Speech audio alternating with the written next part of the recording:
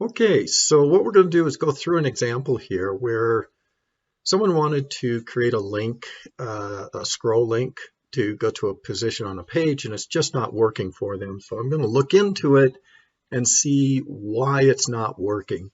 Well, what they wanted to do is they have this heading right here, book a session, and when somebody clicks book a session, they want it to go all the way down to this area right here, which is fine. Okay, so first of all, to look and see what they're doing, I happen to look at this heading right here, which would be a common place for it to go.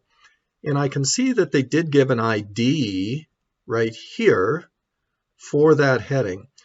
So the first issue that I see is just the formatting of the ID.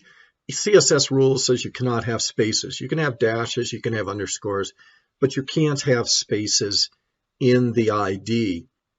And then there's a common thing where you just want to come up with a standard. So kind of common nomenclature or typical standards around putting an ID is it's going to be using dashes for the CSS. So we're going to do cost of HGLC session like that. So you notice it's no spaces. And the other thing I did was put it to all lowercase.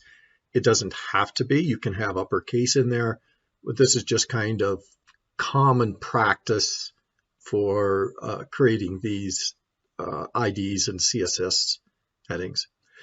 So that's going to be the ID. Now, the other thing that I'm going to look at here is this ID is actually put onto this heading,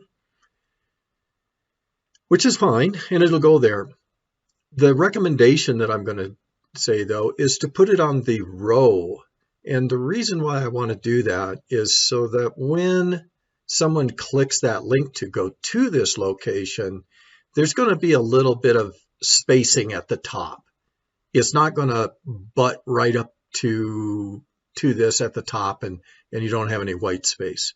So I'm actually going to cut this out of the ID on the heading, and I'm going to go to my row settings. And then in the row settings, I'll go to advanced, come down to the ID, and paste the ID. So now this row has an ID of cost of HGLC session. So we'll save that. Then we're going to go to the top, and we're going to look at this heading right here. So this heading needs to have a matching ID for the link. So I'm going to go over to the general, and under general, you'll see I have a link here. So right for that link, I'm just going to put a pound and then the ID of that row that we want to go to. And we'll go ahead and save this. And then we're going to go ahead and publish it. Okay, so now it's published. If I click this link, you can see it comes down right to this section.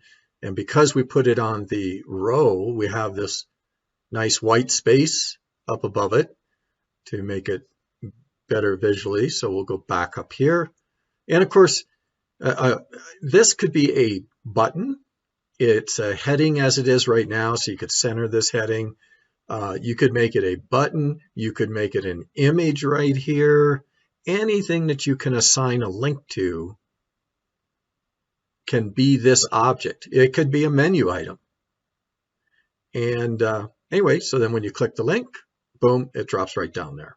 So I hope that's helpful.